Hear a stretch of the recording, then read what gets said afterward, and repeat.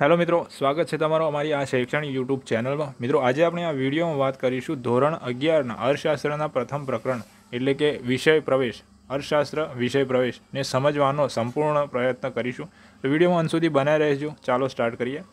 First મિત્રો જે વાત કરીએ તો અર્થશાસ્ત્ર એક વિષય પ્રવેશ તરીકે 11મા ધોરણ 9 જે અર્થશાસ્ત્ર વિષય આવે છે એમાં આ પહેલું સોપાન એટલે કહી શકાય પ્રથમ પાઠ છે, બરાબર।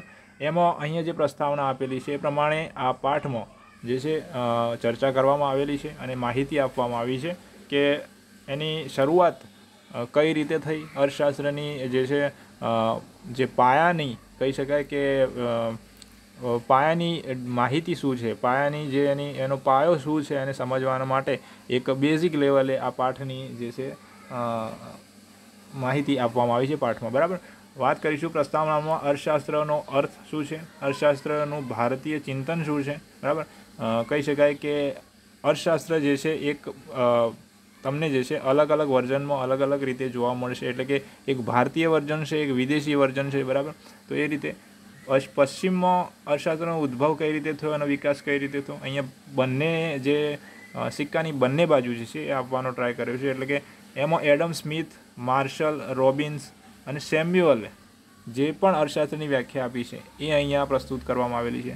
બાકી આર્થિક પ્રવૃત્તિ અને બિનઆર્થિક પ્રવૃત્તિ શું છે, એકમલક્ષી અર્થશાસ્ત્ર શું છે, સમગ્રલક્ષી શું છે, મેક્રો અને મિની અર્થશાસ્ત્ર શું છે, ત્યારબાદ આર્થિક માહિતીની રજૂઆત છે, પછી આંકડાકીય માહિતીનું શું મહત્ત્વ છે એના વિશે આપવામાં આવેલું છે। ત્યારબાદ આંકડાકીય માહિતીને જે આકૃતિ આલેખમાં કહી શકાય સ્તંભાલેખ અને જે કહી શકાય સ્કેલ માપમાં કઈ રીતે જે છે વર્ગીકૃત કરી શકાય, બરાબર। આંકડાકીય માહિતીની આકૃતિ કે આલેખમાં જે પણ રજૂઆત કરી છે સ્તંભ આકૃતિની, પાસપાસીની સ્તંભ આકૃતિ અને વૃત્તાંશ આકૃતિમાં, તો એનો સમાવેશ અહીંયા થાય છે। ત્યારબાદ અર્થશાસ્ત્ર વિષયનું મહત્ત્વ શું છે, વ્યવહારિક મહત્ત્વ અને આર્થિક મહત્ત્વ, બરાબર। સાથે સાથે વ્યવસાયિક મહત્ત્વ પાઠની અંતે તમને અહીંયા ડિટેલ જોવા મળશે। તો સૌ પ્રથમ એની પ્રસ્તાવના આપેલી છે કે માનવી જે છે એ બુદ્ધિશાળી પ્રાણી છે, બરાબર। તો તેથી તે પોતાની આસપાસની પરિસ્થિતિનું વિશ્લેષણ કરી શકે છે, બરાબર, અને વર્ગીકૃત એ રીતે જ કરી શકે છે, બરાબર।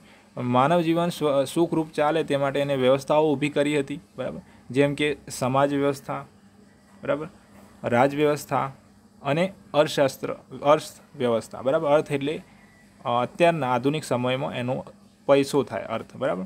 તો અર્થ એટલે અર્થવ્યવસ્થા, બરાબર।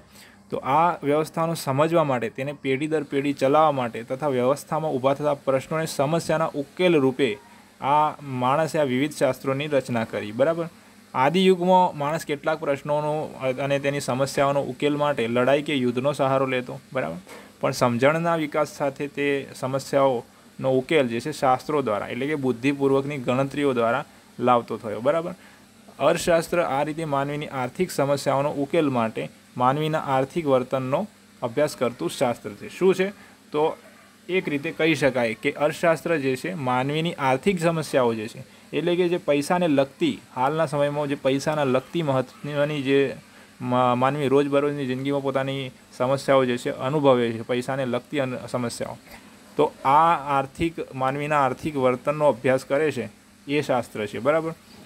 તો ટોટલી એક ફાઇનાન્શિયલી કહી શકાય કે સમસ્યાનો ઉકેલ લાવતું શાસ્ત્ર આપણી ભાષામાં, સીધી ભાષામાં, તો એને અર્થશાસ્ત્રનો બહોળો અર્થ શું થાય એની આપણે વાત કરીએ તો, અને સાથે સાથે વાત કરીએ અને ટૂંકાણમાં સમજીએ તો શું થાય, તો અર્થશાસ્ત્રનો સાદો અર્થ છે અર્થનું શાસ્ત્ર, અર્થ, ઠીક છે।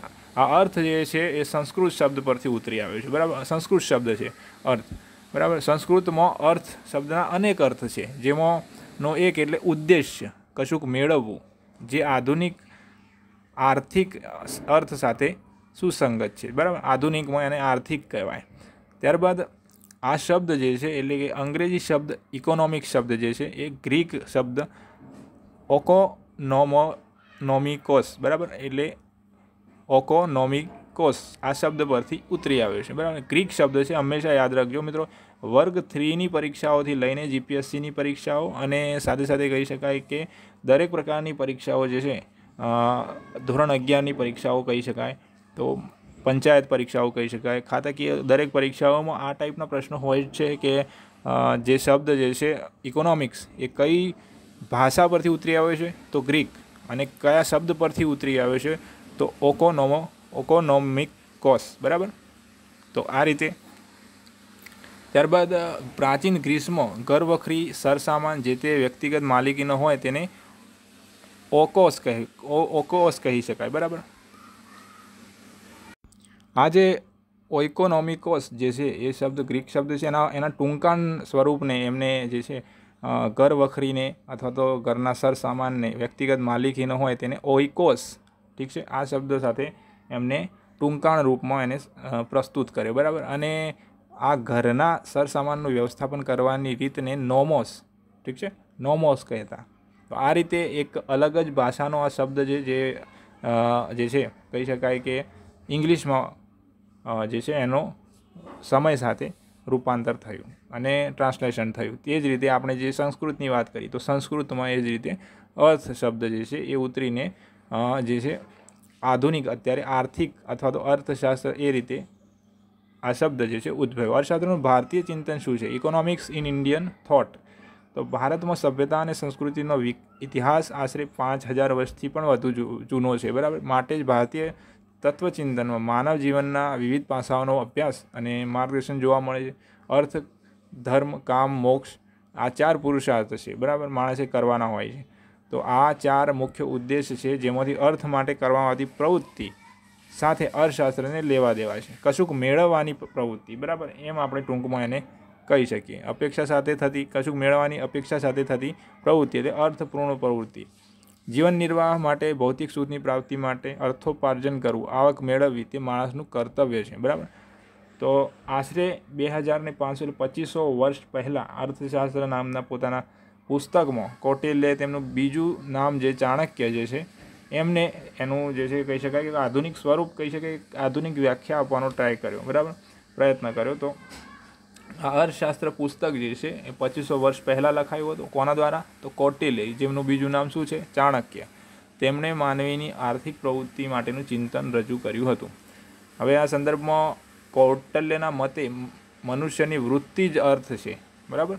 મનુષ્યના વસવાટવાળી ભૂમિ અર્થ છે. તેવી પૃથ્વીના લાભ પાલનના ઉપાયો દર્શાવતું શાસ્ત્ર એટલે અર્થશાસ્ત્ર. હવે તમને કોઈ કહેશે કે આ વ્યાખ્યા કોણે આપી, એવા પ્રશ્નોનો જવાબ શું આવે? તો એવા પ્રશ્નોનો જવાબ આવશે ચાણક્ય અથવા કૌટિલ્ય. આવું વાક્ય આપેલું હોય કોઈ પણ પરીક્ષામાં અથવા તો કોઈ ખાતાકીય પરીક્ષામાં અથવા તો એ રીતે, તો આ વાક્ય કોણે કહેલું છે એવું પણ હોય તો એ જે છે આવશે કૌટિલ્ય. મનુષ્યની વૃત્તિ અર્થ છે, મનુષ્યના વસવાટવાળી ભૂમિ અર્થ છે, તેવી પૃથ્વીના લાભ પાલન માટે ઉપાયો દર્શાવતું શાસ્ત્ર એટલે અર્થશાસ્ત્ર. બરાબર. આ એક સિમ્પલી વ્યાખ્યા છે ભારતીય વર્ઝનની જે કૌટિલ્ય આપી. ત્યારબાદ વાત કરીએ તો પશ્ચિમમાં જે અર્થશાસ્ત્રનો ઉદ્ભવ થયો અને વિકાસ થયો, formal development of economics as science in west. બરાબર.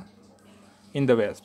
તો આ તત્વચિંતક ઓકોનોમિકા નામનું પુસ્તક જે એરિસ્ટોટલે લખેલું. બરાબર. આર્થિક ચિંતન એમાં રજૂ કર્યું હતું. બરાબર. તત્વચિંતક જે એરિસ્ટોટલ તમે જાણતા જ હશો. એરિસ્ટોટલનું નામ અવારનવાર આવે છે તો આપણા સ્ટડી રિલેટેડ. બરાબર. તો એમનું કયું પુસ્તક? તો ઓકોનોમિકા આ નામનું પુસ્તક હતું. એ આર્થિક ચિંતન રજૂ કરતું હતું અર્થશાસ્ત્ર વિશે. તો આ ઔદ્યોગિક ક્રાંતિ બાદ ઉદ્યોગ ક્ષેત્રે સૂક્ષ્મ શ્રમ વિભાજન થયું અને જેમાં મિત્રો કોઈ એક જ કામ કોઈ એક જ વ્યક્તિ દ્વારા થાય અને તેમજ તે કુશળતા મેળવે એને કહેવાય. બરાબર. તેમ જ્ઞાનના ક્ષેત્રોમાં અભ્યાસ અને સંશોધનમાં પણ વિશિષ્ટીકરણ થયું. બરાબર. ભૌતિક વિજ્ઞાનની જેમ સમાજ વિજ્ઞાનનો અને માનવ વર્તનનો અભ્યાસ કરતા શાસ્ત્રોનો પણ વિશિષ્ટીકરણ થયું તથા અભ્યાસની પદ્ધતિ માત્ર તર્ક કે કલ્પના આધારિત ન રહેતા પ્રયોગ અને ચકાસણી આધારિત વૈજ્ઞાનિક પદ્ધતિથી શરૂ થયા. એટલે અત્યાર સુધી માનવીના આર્થિક વર્તનનો અભ્યાસ જે રાજશાસ્ત્ર અને નીતિશાસ્ત્ર કે તત્વચિંતનના ભાગરૂપે અભ્યાસ થયો હતો, તેનો સ્વતંત્ર વિષય તરીકે અભ્યાસ શરૂ થયો. બરાબર. આપણે એના પછી જે ઔદ્યોગિક ક્રાંતિને કારણે થયેલા જે મોટા યંત્રો, મોટા પાયે ઉત્પાદન, આર્થિક સત્તાનું કેન્દ્રીકરણ અને જે જંગી મૂડીરોકાણને કારણે પરિણામે એક નવી જ આર્થિક સામાજિક વ્યવસ્થા ઊભી થઈ, ત્યારે આ સંદર્ભ કોઈ પણ દેશની આર્થિક સંપત્તિમાં વધારો થવાના કારણો શું હોઈ શકે? આ પ્રશ્ન પર ઊંડા ચિંતન બાદ એડમ સ્મિથે 1776માં એડમ સ્મિથે અર્થશાસ્ત્રનું સ્વતંત્ર ચિંતન રજૂ કરતું પુસ્તક રજૂ કર્યું. બરાબર. અર્થશાસ્ત્રે 1976માં કયું પુસ્તક લખ્યું અથવા તો કયું પુસ્તક રજૂ કર્યું એના પ્રશ્નના જવાબ રૂપે શું આવશે? Wealth of nation. ઠીક છે. આનું શરૂઆતનું નામ કંઈક આ પ્રમાણે હતું કે an inquiry into the nature and causes of the wealth of nation. બરાબર. આ ટાઈપનું એનું લાંબુ લચક એક નામ હતું પુસ્તકનું. એના બાદ એને ટૂંકમાં વેલ્થ ઓફ નેશન તરીકે આ પ્રખ્યાત થયું.